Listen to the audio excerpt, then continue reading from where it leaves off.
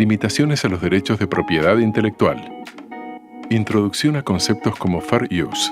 Teorías de Merger y Saint-Cyr en derechos de autor. Genericidad, funcionalidad y licencias obligatorias, entre otras. Rodrigo Velasco. Alessandri y compañía, Chile. Rafael Ortín. Bolet y Terreno, Venezuela. Moderadora. Mónica Wolf. Wolf Méndez Abogados Asociados, Colombia.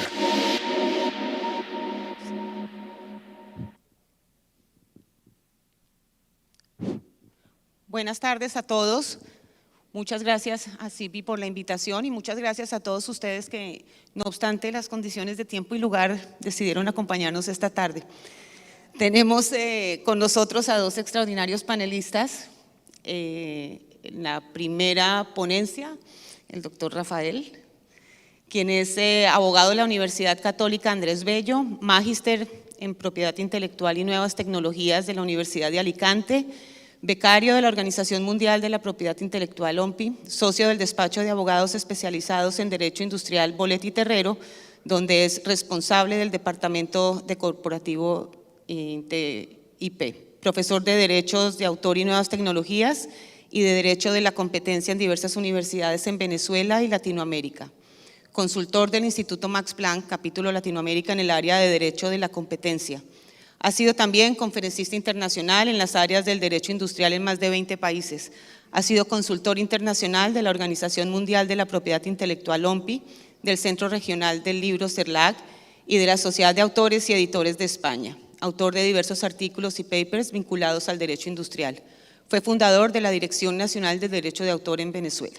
Con ustedes, Rafael.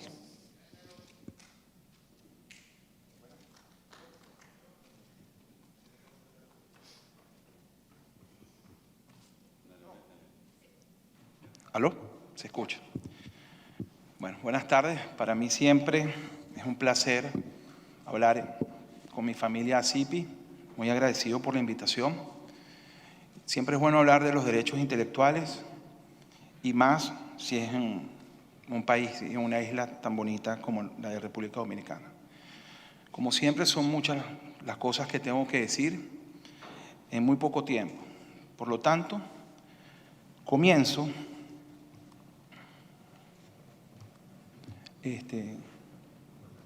para el slide, en la verde, ok. Con la siguiente cita. En el arte de las citas siempre se toma algo como punto de partida que es un logro para nuestros predecesores.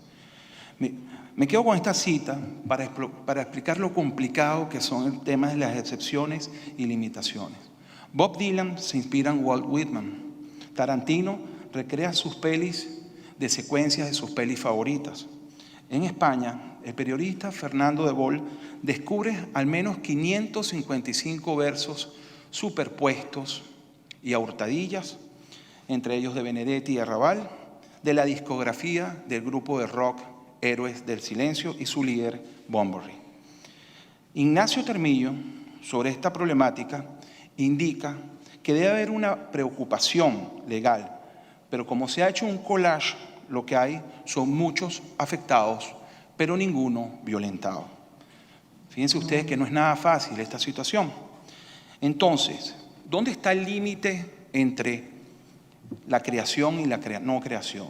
¿Dónde está el límite entre los usos autorizados y los usos no autorizados?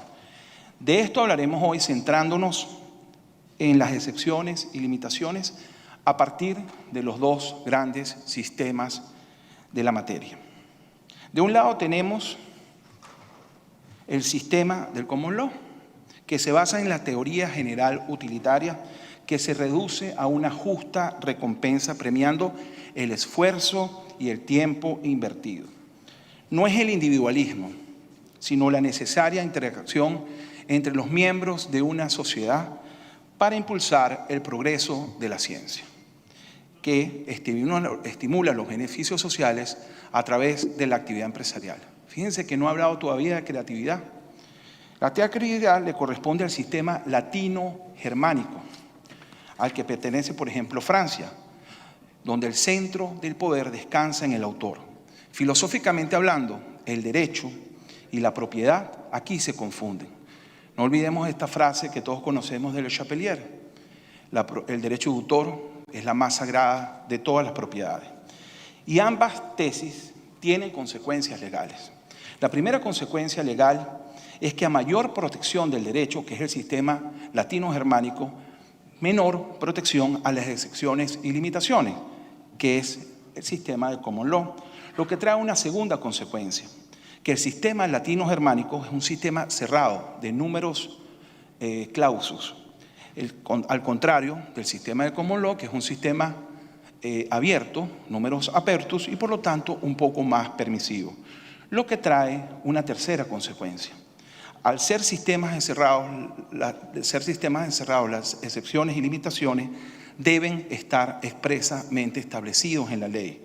De aquí es donde aparece la regla de los 3 pasos, mientras en los sistemas abiertos se basan en derechos jurisprudenciales, y aquí es donde aparece el fair use.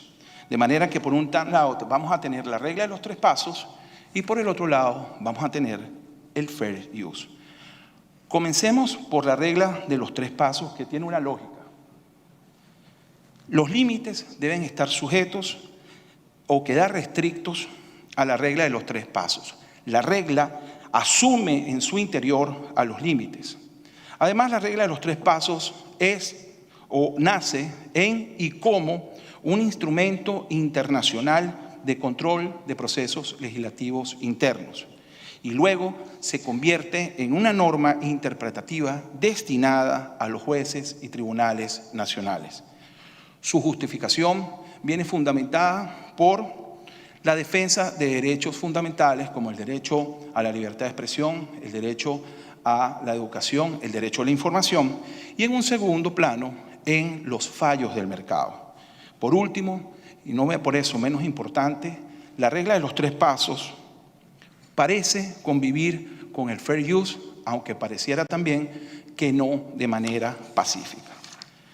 Sobre esto último, me preguntaba la profesora Natalia Tobón en una entrevista recién si ambos sistemas, el del fair use y la regla de los 3 pasos, se confundían. Y la respuesta es sí. En la práctica, ambos sistemas a veces no son fáciles de diferenciarse. El mayor parecido entre ambos sistemas lo pueden ver en la pantalla. El segundo paso de la regla y el cuarto criterio del fair use. Pero antes de entrar en detalles, hay que indicar que el fair use es una excepción consagrada en el derecho interno de los Estados Unidos, mientras que la prueba de los 3 pasos tiene como su génesis en una norma supranacional establecida en al menos 9 tratados internacionales que yo conozca, deben ser más, a la cual deben estar sujetas esas excepciones y limitaciones, dentro de las cuales el fair use es una de ellas. Aún más, cuando el derecho de autor ingresó en la Declaración Universal de los Derechos Humanos, se hizo universal, y por lo tanto la regla de los 3 pasos toma importancia frente al common law, que es de una naturaleza mucho más general. Lo que incidió en 2 cosas. La primera, que se ha podido observar que la prueba ha servido en distintas oportunidades como fórmula diplomática ideal para zanjar las discusiones sobre la medida de los distintos intereses involucrados, culturales, sociales, económicos y los políticos, en donde entra el common law y el fair use. De manera que podemos decir que el carácter de la regla de los 3 pasos es conciliatorio. Y por lo tanto, la prueba se encuentra llamada a ejercer un control sobre la institución estadounidense del fair use y no al contrario. Así que de seguidas vamos a ver cómo se ha interpretado la jurisprudencia, la aplicación del fair use en nuestro sistema latino-germánico. En España está el caso Megachini versus Google. El Tribunal Supremo Español identifica la regla de los 3 pasos con la doctrina del fair use, cuando avala el criterio estadounidense del fair use que había hecho el juez de apelación en una audiencia provincial. Básicamente indicaba que el fair use se puede utilizar como guía si está presente el principio de la prohibición del abuso de derecho y de la buena fe. Y además invoca una figura que se va a repetir en muchas sentencias de este tipo, y es el usus innocue, es decir, un uso inofensivo.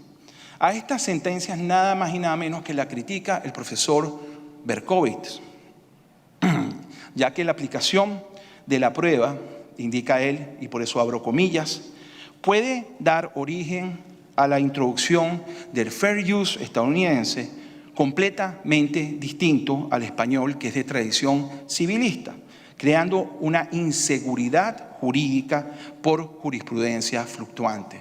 Cierro comillas. Señores, no somos países jurisprudenciales, somos países donde se legisla más que todo. E indica que la solución debe ser, y esto creo que es una de las conclusiones, que me perdí. E indica que la interpretación tiene que ser estricta en los dos primeros pasos, es decir, en el paso de que sea un caso especial y que no atente contra la explotación normal de la obra, y mucho más flexible en el tercer paso, es decir, que no atente contra los intereses legítimos del autor o de los titulares en el caso de que apliquemos el ACPIC.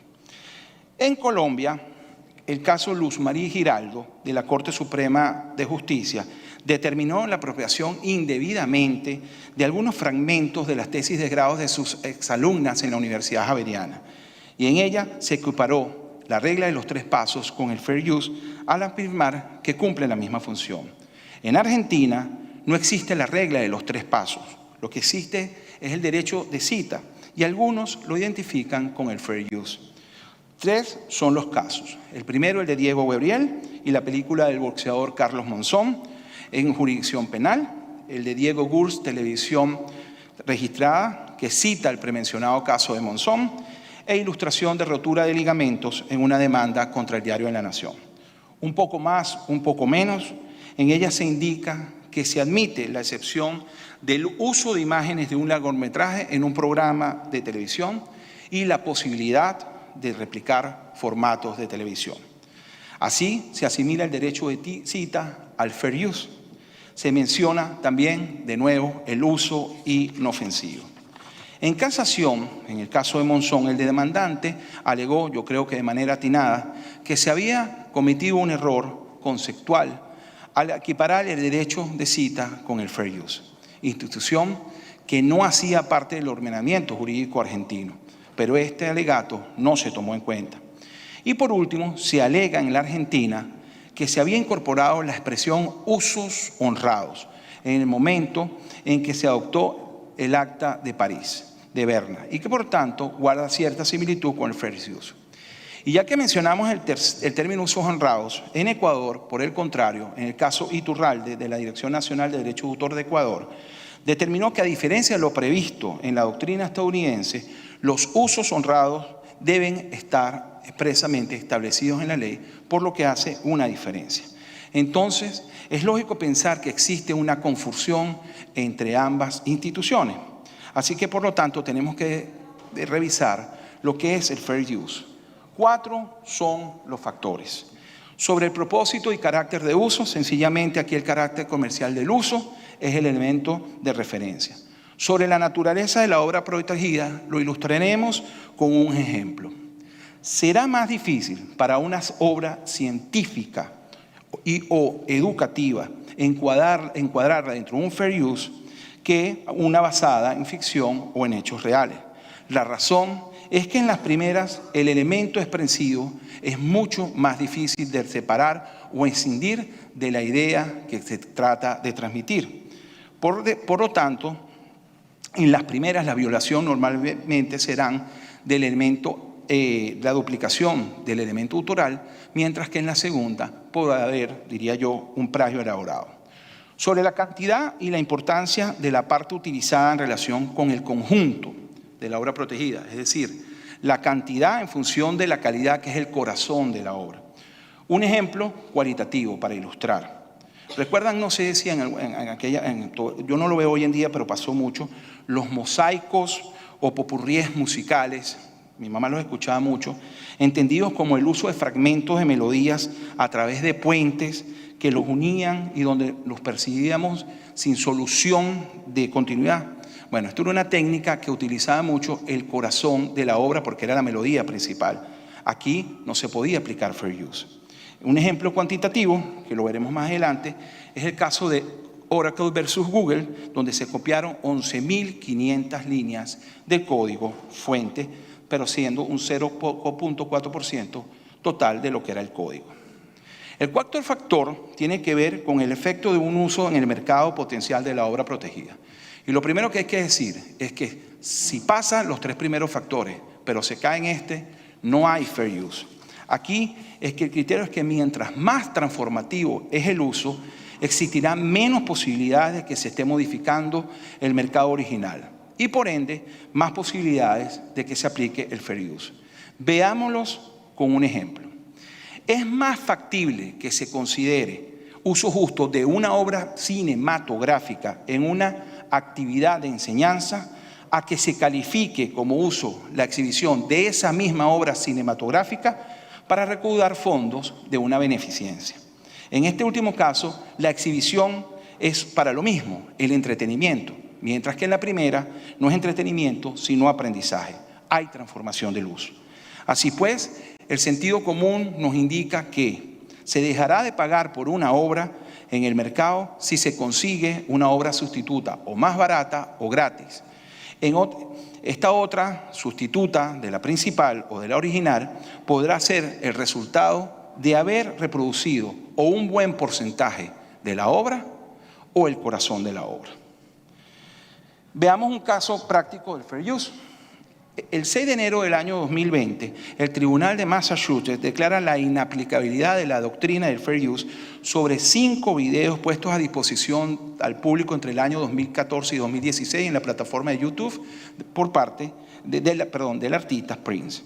El demandado indicó que sus videos eran no comerciales y sí de naturaleza transformativa.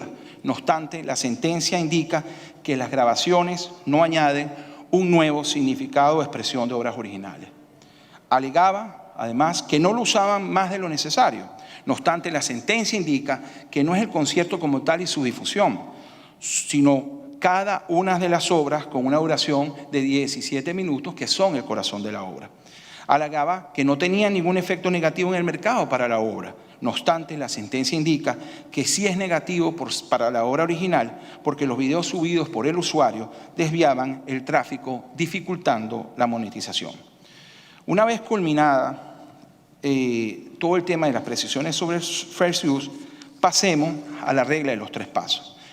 La regla de los 3 pasos fue introducida por primera vez en el convenio de Berna cuando se realizó en Estocolmo en 1967.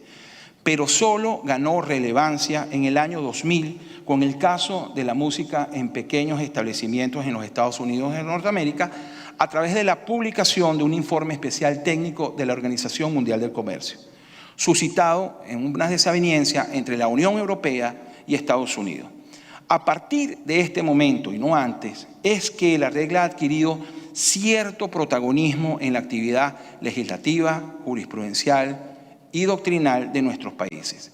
Específicamente, la OMC condenó a los Estados Unidos por aprobar una ley que iba en contra del artículo 13 de los ADPIC, es decir, de las excepciones y limitaciones, por la exoneración de los establecimientos, por la exoneración en los establecimientos, bares, pubs y restaurantes de música que no le pagaban a los derechos de los artistas y de los ejecutantes. Básicamente era la sociedad irlandesa que se iba a ver en menoscabo porque no se iban a pagar los derechos de los artistas y ejecutantes en los pubs irlandeses, que no eran pocos en los Estados Unidos.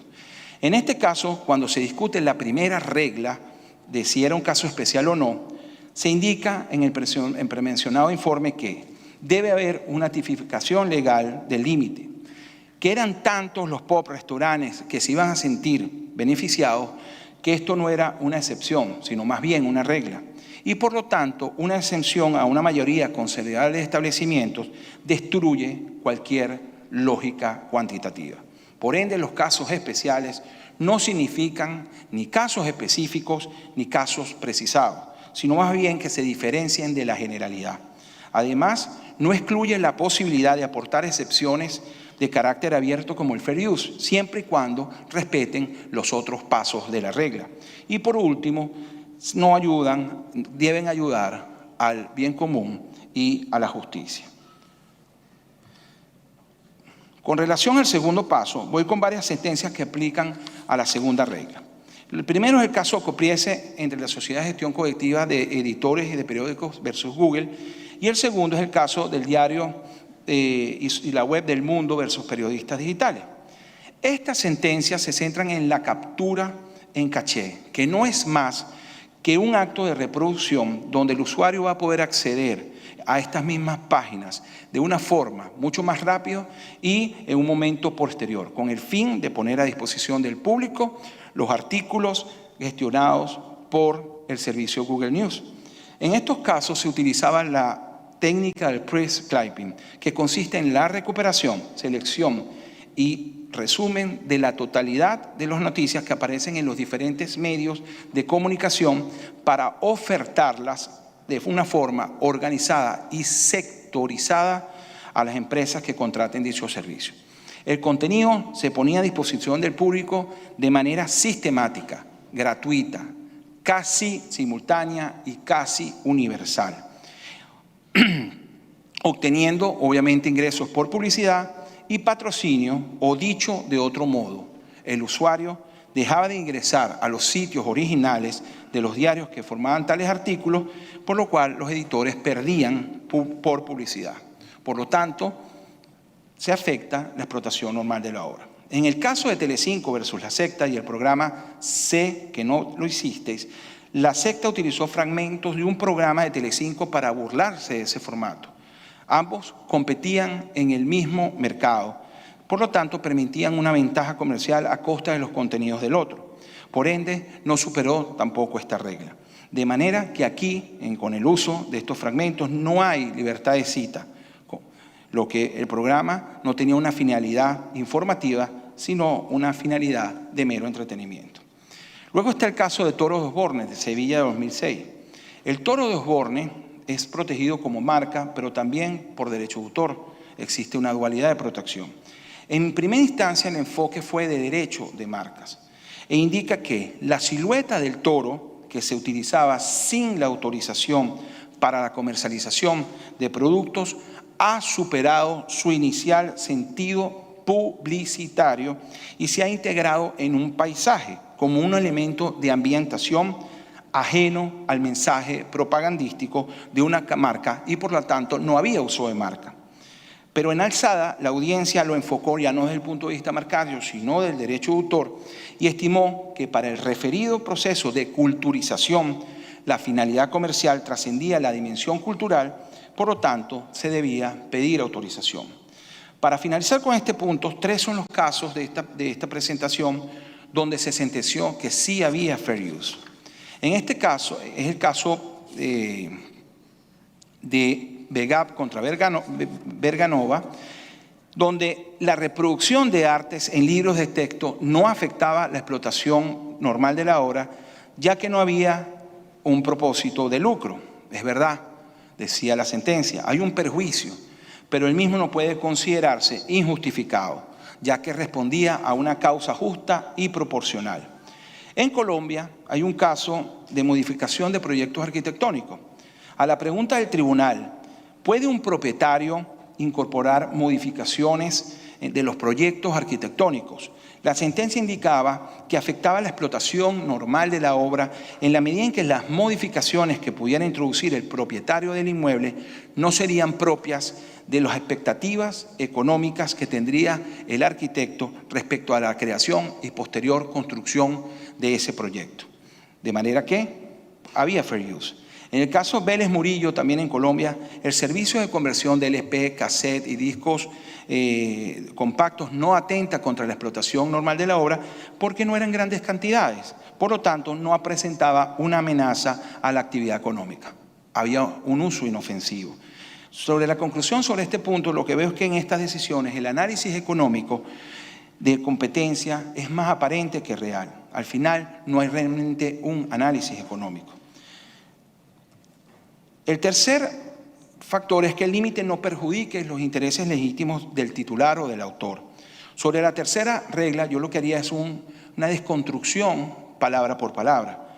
Legítimo se debe entender como lícito, los intereses deben ser económicos o no económicos, y siempre habrá un perjuicio, como dije anteriormente, que no debe ser desproporcionado, extravagante o estrafalario, pero sobre todo debe ser injustificado, es decir, justo, razonable y proporcionado. En fin, el criterio económico es que no haya una pérdida de ingresos. Ya finalizando, y sobre las tecnologías disruptivas en el entorno digital, nos llevan a otro tema puntual y muy importante que abordaremos a través de dos preguntas que hay que plantearse hoy en día en este mundo. ¿Son los derechos de autor un mecanismo de freno para la innovación y para la competitividad en el mundo tecnológico? Debe haber una aplicación más flexible de los límites en temas tecnológicos. Pareciera que la reciente decisión Oracle versus Google por el reclamo de la violación de los derechos de autor y daños compensatorios del software Java, que en su momento fue de Sun Microsystems y luego que fue comprada por la compañía Oracle, que fue copiado, como ya les dije, en 11.500 líneas, es decir, un 0.4% del total del código API, es decir, el Application Program Interface, por parte de Google. Esta copia se basaba en que era una estructura organizativa, eso no hay que perderlo de vista, necesaria para que los programadores capacitados y que fueron contratados por Google activaran también tareas similares mientras trataban en la medida de lo posible la implementación de nada más y nada menos que el sistema Android. Es decir, no necesitaban un código fuente. Como dice la misma sentencia, cuando usted pide una comida en un restaurante, usted no está pidiendo la receta. Sobre esta sentencia hay varias cosas. La primera es que lo que buscaba Google era que llegara al API, entendida como una interfaz entre dos software que tratan de intercambiar datos o un software y un hardware que tratan de tener interoperabilidad. Si bien había un software protegido por el derecho de autor, Google siempre alegaba el fair use. Se plantea entonces en la decisión, cuál es el objetivo principal del derecho de autor: recompensar el trabajo creativo de los autores o promover el progreso de las ciencias y las artes útiles. Lo que dije al principio, es la confrontación entre los dos sistemas, el common law y el derecho de autor. Aquí hago un excursus. Tomen en cuenta las especiales características de la naturaleza del software. Recordemos que la funcionalidad no se protege. Dos programas pueden ser iguales o semejantes, pero por ello no hay infracción del derecho de autor. Recordemos la serie, se las recomiendo, del Código de la Discordia en Netflix, cuando el protagonista de la serie, que hacía las veces de autor del código fuente de Google Earth, dice: Google tenía millones de maneras para llegar al mismo resultado, pero eligió el mío. Siguiendo con la sentencia, los magistrados de la Corte Suprema de Justicia americana se hacen este par de preguntas. El ritmo de la innovación es afectado por los derechos de propiedad intelectual. ¿Fueron los derechos de propiedad intelectual diseñados en una época en la que la innovación se concebía de otra manera? El caso Google versus Oracle trae un componente que yo creo que es fascinante para el derecho de autor: la posibilidad de entender a una obra como un estándar de la industria. En este caso, la estructura organizativa del Java, lo que evita, y esto es muy importante, las licencias cruzadas tecnológicas, muchas de ellas generando regalías que son ineficientes para el mercado tecnológico, con todo lo que ello implica: problemas de interoperabilidad, de estándares, de protocolos, de antimonopolios, de funcionalidad y lo que llaman algunos las Essential Facilities. En fin, yo creo que la conclusión es que existen dos maneras hoy en Estados Unidos de innovar: una innovación incremental, apoyada y controlada por los derechos de autor, y una innovación acelerada y radical, apoyada por el free riding o ventaja leal, que es lo que sucedió para crear el sistema Android. Así que en materia de tecnología, señores, se abre un nuevo mundo en este normal enfrentamiento entre el derecho de autor y la innovación. Y esto debe permear, yo creo, en el mundo de las soluciones técnicas o de las patentes. Por ello hago mías las palabras de mi profesor Manolo de Santos. En materia de patentes e innovación, el reto es incentivar a estas en entornos abiertos, colaborativos y de una enorme velocidad, sin dejar, obviamente, de proteger a los inventores y a las empresas. Es el necesario crossover que debe existir de una exclusión a una colaboración. Y no le tengan miedo a relajar los derechos exclusivos en esta materia. Así se utilizarán mejor las patentes. Una visión de exclusión hoy en día haría casi imposible el desarrollo de las tecnologías que están al orden del día, las híbridas, las colaborativas, las tangenciales. Entonces, hay que ponderar la innovación con los incentivos. Una aproximación de lo que está sucediendo en este mundo es la Standard Essential Patent, patentes esenciales que vienen del término Essential Facility, es decir, innovaciones que han logrado convertirse también en parte de un estándar de una industria para utilizar, sin que sea un mecanismo de freno, por ineficiente, todas esas patentes que logren conseguirse. Yo para cerrar no digo más nada, porque yo creo que el cierre lo va a hacer Mónica, como lo hablamos más temprano. Muchísimas gracias.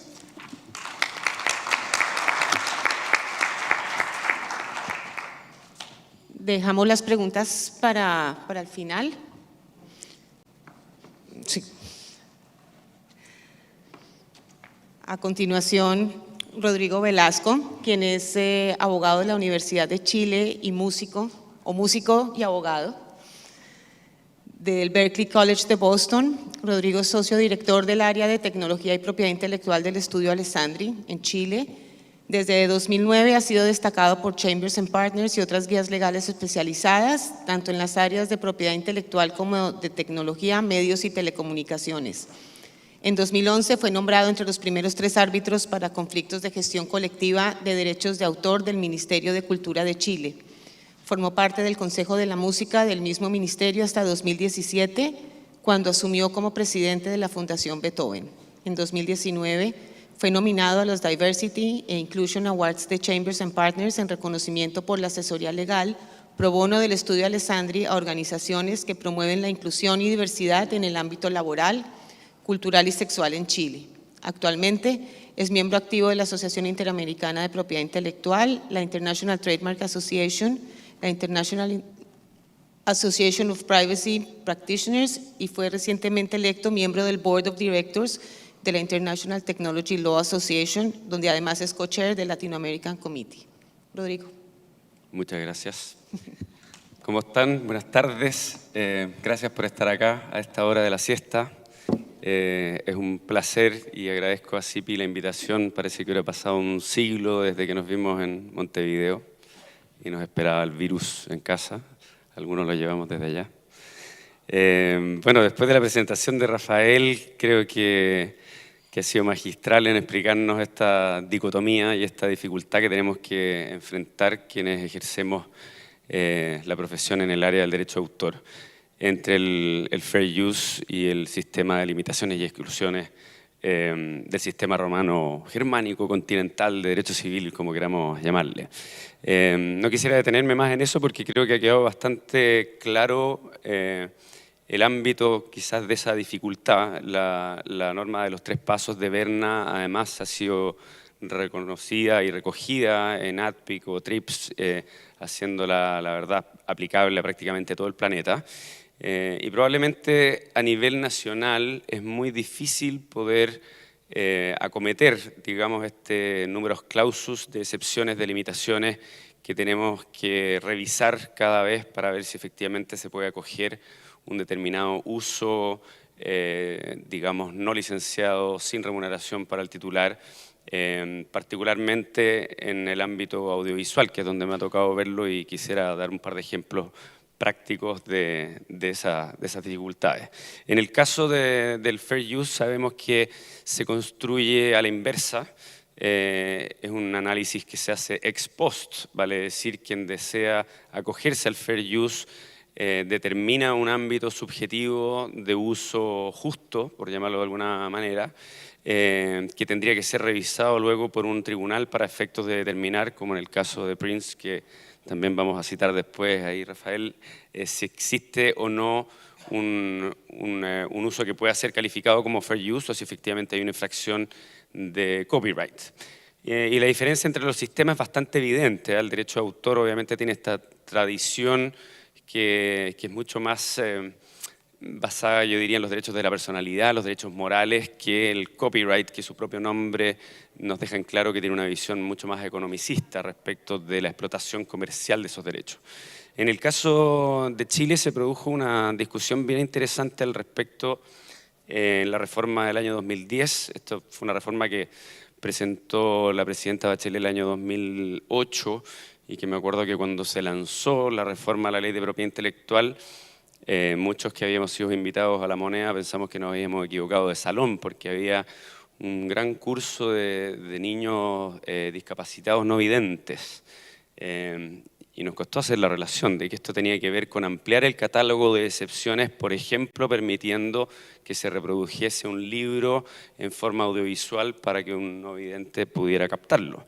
Y si bien era una reforma que estaba enfocada en el Tratado de Libre Comercio con Estados Unidos, terminó transformándose en una discusión pública sobre el ámbito de usos justos o sobre el sistema de excepciones y limitaciones.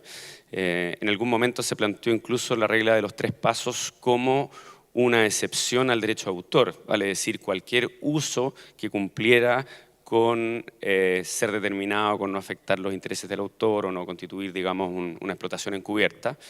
Salieron a protestar los artistas a la calle, salieron las ONG como bueno, Derechos Digitales, que es como el brazo de Electronic Frontier Foundation en Chile.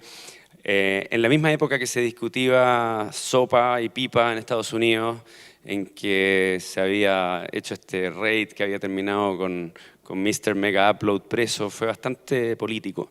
Pero el resultado jurídico fue interesante porque se determinó que existía un problema constitucional y que en definitiva la regla de los 3 pasos determinaba que tenía que ser la ley la que estableciera la excepción o limitación y por ende no se podía entregar a la judicatura, al menos en un país como Chile.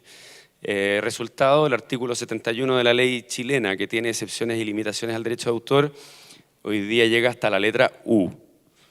Vale decir, se generó un catálogo muchísimo más vasto de excepciones para que las bibliotecas pudieran digitalizar para fines de parodia, crítica, usos incidentales en materia audiovisual. Y bueno, uno de los ejemplos que precisamente quiero comentarles que tenía que ver con las excepciones para fines de obras audiovisuales. No sé si podemos, Gerardo, poner el video introductorio. Voy a robarme 2 minutos para que nos despertemos un poco, pero para comentarles de una película que al menos a mí me sirvió para iniciarme en estas lides.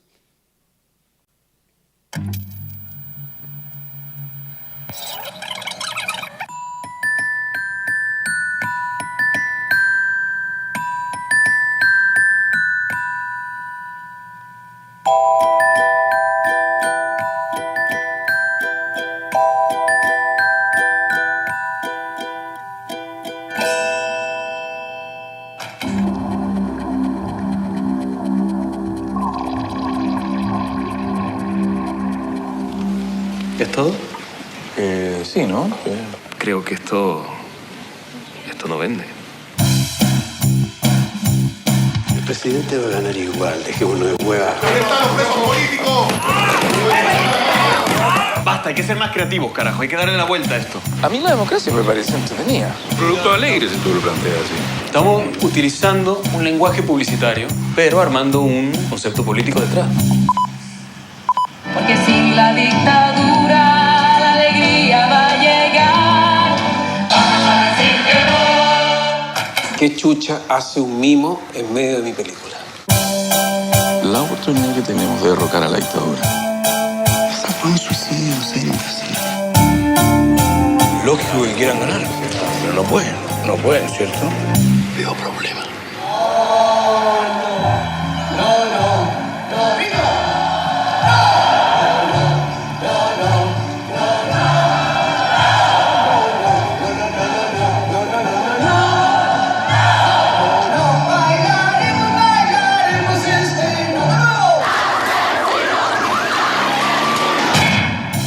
Chile, la alegría ya viene.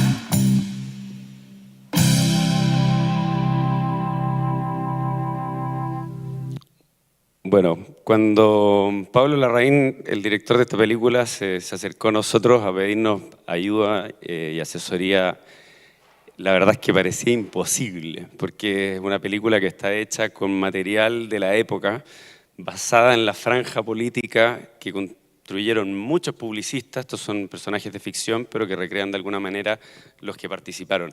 Nadie quiso hacerse cargo de quién es la franja del no, fue impresionante. Por más que buscamos, parecía una obra huérfana. Todos decían, yo colaboré, pero no podría dar una licencia, ni mucho menos. Bueno, la cantidad de obras, incluyendo publicidad de la época, uso de marcas que servían para contextualizar un poco las modas que se estaban viviendo. Esta fue una película que se filmó en VHS para asimilar incluso el look and feel de la televisión de la época y poder mezclar las escenas de la película con las escenas reales. Más allá del archivo de Televisión Nacional, que conseguimos algunas licencias, yo le diría que había un Excel como de 500 puntos en que teníamos muchos signos de interrogación y teníamos que recurrir al nuevo catálogo de excepciones y limitaciones que se había fijado el año 2010. Y hasta tenía un trozo que fue mi pesadilla por mucho tiempo de We Are the World. Me acuerdo que eso yo no lo podía resistir porque el ejemplo que le dan los publicistas a los políticos de la concertación de partidos por la democracia, del tipo de publicidad que quieren hacer, era con We Are the World, que estaba todo pasando con, digamos, con esa campaña del Live Aid for Africa, etc. Y tuvimos que involucrarnos con el cliente a nivel de decir, bueno, ¿de qué tamaño va a salir esa televisión con We Are the World? ¿Cómo va a sonar? ¿Cuántos segundos van a salir los planos para que esto aguante y no paguemos una licencia de $250.000 porque se caía la película si no tenía We Are the World, básicamente? ¿Qué pasó? Bueno, a No les fue increíble. Ganaron la quincena de realizadores de Cannes y con las buenas noticias para el cliente vienen las malas noticias para nosotros. Sony Picture Classics les ofrece un contrato de distribución para Estados Unidos. Y viene lo que a mí me dejaría quizás como una enseñanza que les quiero transmitir hoy y que en definitiva, o sea, podemos discutir mucho los abogados sobre qué es lo que es o no es fair use y cuál es el reflejo que tiene en una excepción o limitación en el sistema de derecho civil. Pero en definitiva esto termina aquí, en el seguro de Errors and Omissions. Lo único que le importa a una distribuidora norteamericana y en general en el mundo tiene que ver con las declaraciones que tienen que cumplir los abogados que hicieron el Chain of Title para efectos de que la película la aseguren contra las demandas, que en este caso llovieron, por supuesto que hasta el chico que sale en el comercial imitando a Charly García, hasta la marca, hasta un montón de otras personas que se sintieron afectadas por su relación con el régimen militar. Fue un buen lío, pero lo fundamental es entender que esta dicotomía entre el fair use y las limitaciones y excepciones de nuestro sistema tienen que ver con la responsabilidad del productor en la jurisdicción donde se está realizando las películas. Nosotros estábamos acostumbrados a que las películas se hacían en Hollywood, por ende siempre lidiaban con fair use. Hoy las películas se hacen en todo el mundo, independiente de que el streaming se haga por Netflix, por Amazon o por HBO, digamos. Y eso implica que el seguro norteamericano, en definitiva, es el más determinante para efectos de aceptar o no aceptar que uno alegue que existe un fair use o un uso basado en libertad de expresión, en sátira, en cualquier otro tipo de excepciones. Esto, bueno, para nosotros fue un crecimiento junto con Fábula, con esta productora que le fue muy bien, pero hemos ido teniendo la experiencia con varias series. Hace poco se estrenó Isabel, que es una serie basada en una escritora chilena que se llama Isabel Allende, que es bastante famosa, al menos en Estados Unidos. Y tuvimos que lidiar más o menos con lo mismo. para mostrar, qué sé yo, lo machista que era su marido. Isabel le hablaba mientras él miraba Miss Mundo 1984 en la televisión, en blanco y negro, embobado con los bikinis, no consideraba lo que ella le hablaba, trataba de hacerle el quite. Y volvimos a We Are the World, como decía yo. Bueno, tenemos que convencer a HBO y a la aseguradora de HBO que no necesitamos una licencia para usar ese contenido, porque cumplimos con ciertos parámetros que son de uso incidental de acuerdo a la ley chilena y cumplan con ser de fair use en Estados Unidos. Los problemas son infinitos. Isabel Allende, de hecho, tiene una hija, Paula, que murió hace unos años y ella había dado autorización bastante amplia, participó activamente en la serie para usar su nombre, su historia, etcétera, pero resulta que la hija murió siendo mayor de edad y tenía marido. Entonces tuvimos que terminar pidiendo los derechos de imagen a un yerno al que no veía hace mucho tiempo y que por supuesto que quería algo de plata por la película. El otro caso que nos tocó recientemente fue el de la serie El Presidente. El Presidente fue la primera serie que hizo Amazon en Chile, que la hizo con Fábula, con los mismos de No, y trataba sobre el escándalo de corrupción de la FIFA y de la Conmebol explícitamente, con un actor colombiano. ¿Cómo se llama? Él era como el patrón del mal. Sí. ¿Andrés? No sé. Muy bueno en todo caso. Pero una película, o sea, una serie bastante escandalosa, porque obviamente que trataba con bastante crudeza todos los nombres reales de las personas, más allá de limitaciones a derecho de autor, que en algunos casos servían por el lado de la parodia.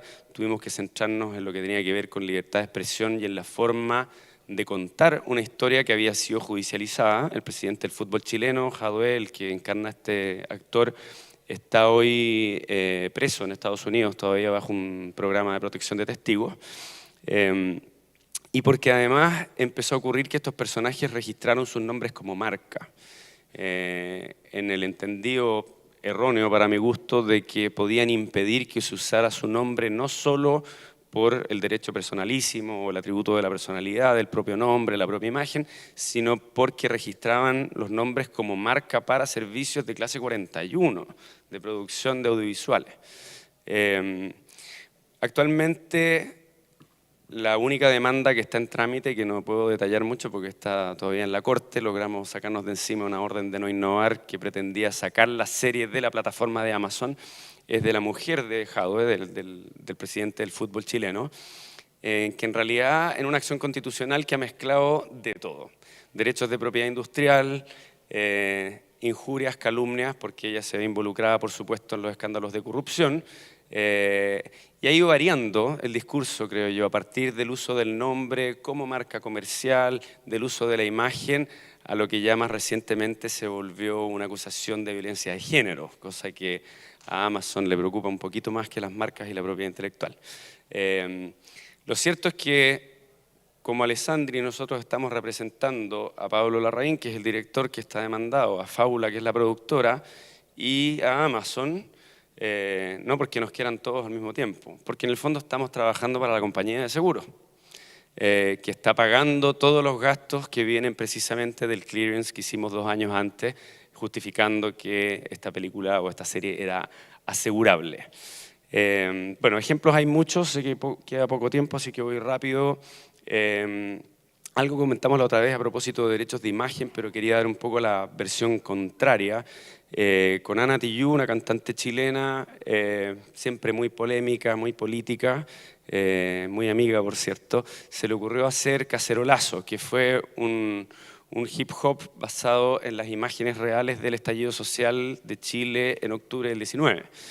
De nuevo, imágenes de televisión, imágenes de YouTube, de TikTok, de Twitter, que no teníamos cómo dar de quién eran los propietarios. Creo que nos demoramos un mes en lograr subirla a YouTube sin que YouTube no la bajara automáticamente por usar contenidos que identificaba como de CNN o de otros noticiarios. Y cuando logramos subirla, la bloqueó para mayores de 18 años por la violencia de las imágenes. Estos eran los noticiarios de Chile, digamos. Por lo cual tuvimos que autocensurar el video y suavizar algunas de las golpizas o molotovs que aparecían volando por el aire para que fuera admisible. Pero un poco quizás el ejemplo contrario de lo que conocemos como el Notice and Takedown, basado en la DMCA norteamericana, de bajar un video o que se bloquee hoy día automáticamente por un robot, de cómo poder subir contenido que está basado en fair use cuando el robot insiste en que es un derecho exclusivo protegido por copyright. Y ahí probablemente el caso más emblemático es el llamado el Dancing Baby de Prince. Prince, yo creo que aparte de que muchos lo consideramos un genio de la música, era un tipo absolutamente obsesionado, quizás como Steve Jobs, con demandar a todo lo que se moviera que tuviera que ver con su propiedad intelectual. Tanto así que hizo que Universal bajara el video de esta guaguita, bailando Let's Go Crazy. De hecho, la IFF después le dio el premio y no se alcanza a ver, pero le pusieron el Raspberry Beret Lifetime Aggrievement Award, por decir cuál era el notice and takedown más estúpido que se había hecho en la historia, de bajar basado en copyright un pequeño bebé bailando que su madre lo estaba filmando en la cocina y que apenas sonaba en el segundo plano. Lo interesante es que cual Erin Brockovich, esta mamá no solo completó el counter notification de YouTube para mantener el video en línea, sino que demandó a Universal por el uso abusivo de la DMCA y estableciendo un precedente que esté llegando a la Corte Suprema norteamericana respecto de la diligencia que tienen que tener los titulares de derechos a la hora de solicitar un takedown basado en la DMCA en la medida que puedan constituir fair use. Y yo creo que eso no solo es una dificultad para la automatización y la misma directiva europea que hoy día pretende filtrar contenidos de manera automática. Los robots no tienen criterio, bloquean memes, bloquean humor, bloquean parodia, bloquean todo. Y probablemente este precedente va a ser muy relevante para que los titulares de derechos lo pensemos dos veces antes de pedir un takedown o pretender que existe una infracción cuando se puede dar una hipótesis de fair use o de excepción o limitación. Y quizás el otro caso que quería dejarles, que me pareció interesante desde el punto de vista de marcas comerciales, porque tampoco se ve habitualmente, versus libertad de expresión, es el de Super Size Me. Este fue un documental bastante provocativo de un tipo que se dedicó literalmente a comer McDonald's durante 3 meses a ver cómo reaccionaba su cuerpo. Se imaginan cómo reaccionó, digamos. Y que McDonald's intentó varias veces detener basado en sus derechos de marca comercial. Y de nuevo, con esta, para mi gusto, estupidez de pretender que el uso marcario en determinadas clases de servicios de clase 38 o 41 podían impedir que usaran la frase propaganda I'm loving it o directamente McDonald's dentro de la película, cuando en realidad se refería a un caso, yo diría, más que habitual de libertad de expresión. Bueno, y para ir terminando, la rueda sigue girando, como digo yo. Tenemos ya anuncio de la segunda temporada de El Presidente, ahora con la historia de João Havelange en Brasil, así que esperamos más demandas, por favor, que vengan, va a ser muy interesante. Netflix hace poco anunció que va a ser la primera serie en Chile con Fábula, con este mismo cliente regalón. Hemos tenido hasta que cambiar los logos de la Policía de Investigaciones de las camionetas, porque ellos también tienen registrado como marca sus logos y porque hay una norma sobre el uso de signos oficiales, etc. La verdad es que uno va aprendiendo en cada una de estas series las dificultades que tiene. Bueno, y probablemente La Jauría, que ha sido una de las series también más polémicas basadas en el caso de La Manada en España, donde también está la amiga Ana y Daniela Vega, que es la actriz que ganó el Oscar con Una mujer fantástica. Hemos llegado incluso a lograr, diría yo, está por verse, que ella pueda interpretar una canción de su autoría, que ya no es propia porque la cedió a un publisher hace mucho tiempo, dentro de la serie como parte de un diálogo, alegando que está amparado en las excepciones y limitaciones. Vamos a ver si le gusta eso a Warner Chappell, pero como les digo, es una historia que está en desarrollo. Así que nada, ojalá podamos tener un minuto para conversar y discutir, y muchas gracias.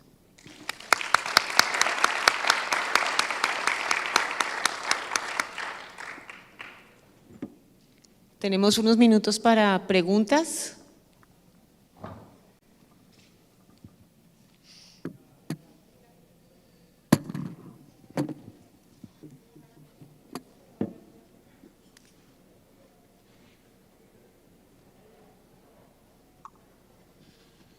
Buenas tardes. Pablo Solines de Ecuador. Tengo dos preguntas, una para Rafael, otra para Rodrigo. La primera, Rafael, ¿qué opinión te merece a ti los reiterados criterios del Tribunal de Justicia de la Comunidad Andina en relación justamente a la regla de los 3 pasos, considerando que el artículo 22 de la edición 351 establece este concepto de los usos honrados y deja abierta la posibilidad de que en efecto las limitaciones o excepciones establecidas en el artículo 22 no sean un numerus clausus, sino como es apertus.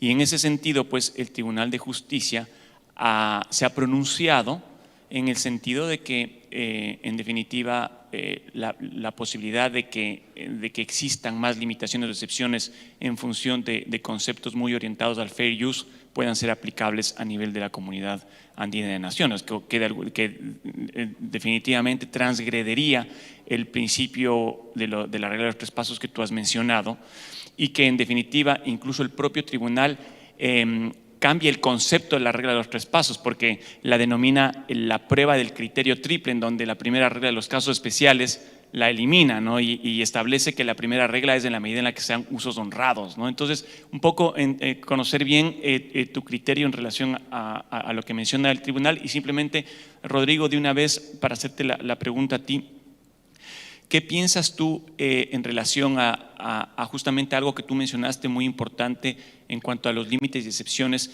que son muy específicos de cada país? Si bien la protección en el ámbito de los derechos de autor es universal, no así para los límites y excepciones. Entonces, ¿cómo poder hacer una suerte de checklist, ¿no? de cumplimiento de checklist, si es que una obra va a ser explotada en diversos países que tienen limitaciones y excepciones de diverso origen, ¿no? Tú hablabas que tienes hasta la letra U en Chile, en Ecuador tenemos 30 limitaciones y excepciones, pero probablemente en otros países no tienen tantas limitaciones y excepciones y no se pueden adaptar necesariamente determinadas prácticas a una limitación o excepción, y podrían constituir una infracción en un país sí y en otro no, ¿no?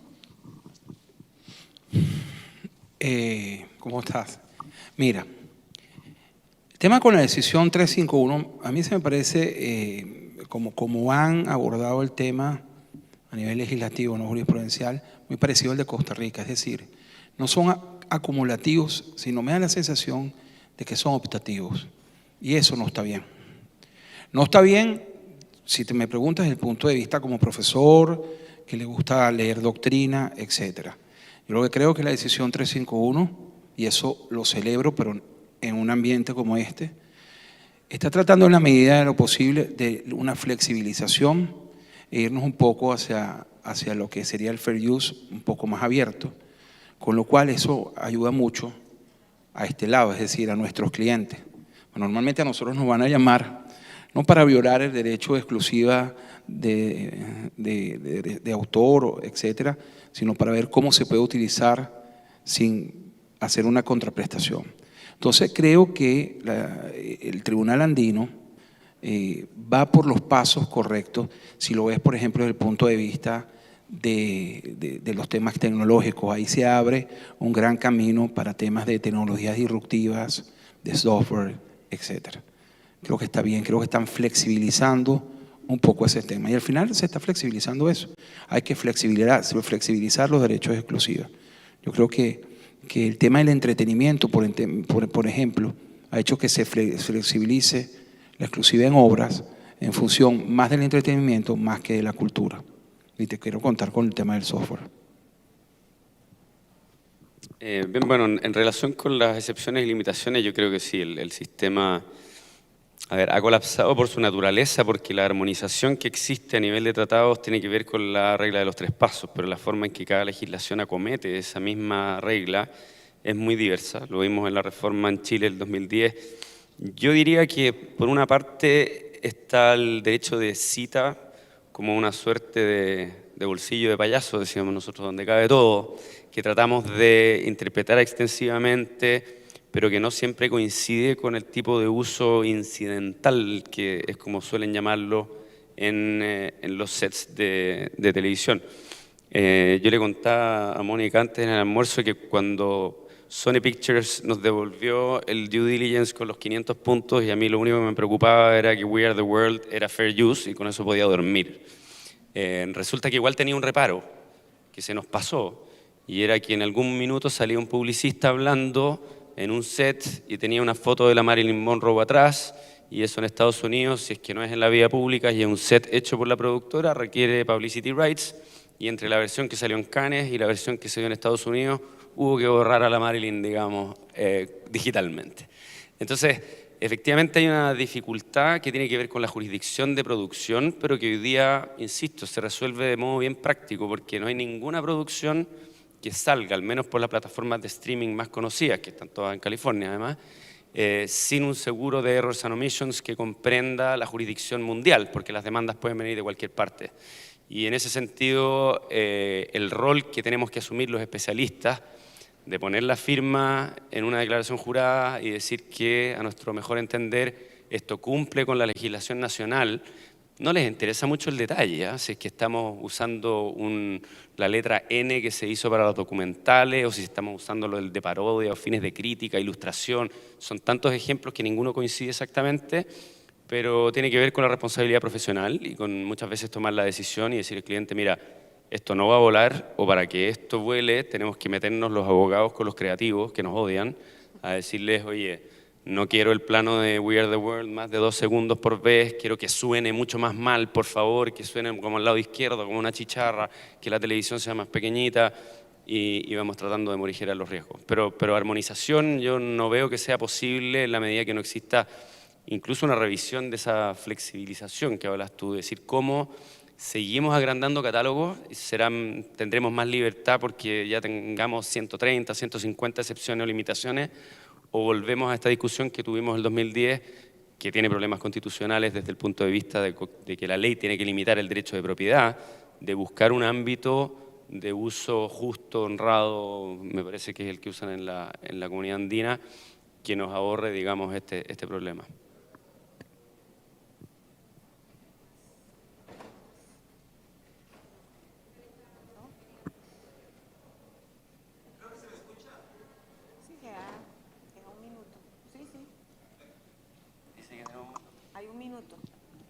Sí. Bueno, primero, antes que nada, Rafa y Rodrigo, felicitaciones por exposiciones excelentes. Siempre nos han tenido acostumbrados a disfrutar mucho de sus exposiciones y sobre todo nos dan la oportunidad de aprender cada vez que les escuchamos. Muchas gracias. Tengo más una pregunta probablemente de opinión personal de ustedes. Rafa mencionaba el sistema de patentes norteamericano como un sistema poco estricto y por lo tanto absolutamente motivante a innovar, si se quiere, como una especie de poderoso incentivo. Esa poca flexibilidad es un gran incentivo para la innovación. Y en materia de excepción al derecho de autor, evidentemente el tema del fair use parece que es así. Es decir, de hecho, la sentencia que mencionaste, Rafa, es impresionante cuántas veces repite que el derecho de autor no está para proteger únicamente al titular, sino que está básicamente para motivar la innovación. Y lo repite mucho esa sentencia, que es algo interesante. Mi pregunta es, ¿cómo ven ustedes, como abogado venezolano, como abogado chileno, cómo ven ustedes un sistema del fair use en nuestros países? ¿Cómo ven a nuestros jueces aplicando ese sistema? Es que se acabó el tiempo. Mira, uno se tiene que quitar la cachucha cuando uno da clase, está formado en la organización de la propiedad intelectual y todo ese tema del derecho romántico, y tiene que ir a la práctica. Yo soy una persona que aboga por los fair use, porque seamos más permisivos, porque eso crea más negocios, más innovación, entre otras cosas. La guerra estuvo planteada y sigue. En el 1996, cuando se iban a discutir los tratados TOIEF y TODA, por ejemplo, en materia de derechos de autor, las plataformas abogaban por unas licencias de remuneración. Es decir, yo uso, no pido permiso y después te pago. Y bueno, y está el otro sector que decía, no, El derecho exclusivo no me lo vas a debilitar.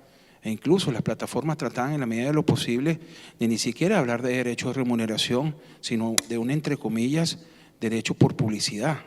O sea, trataron de acabar con el derecho de autor, no lo lograron, pero esa relación de tensión sigue.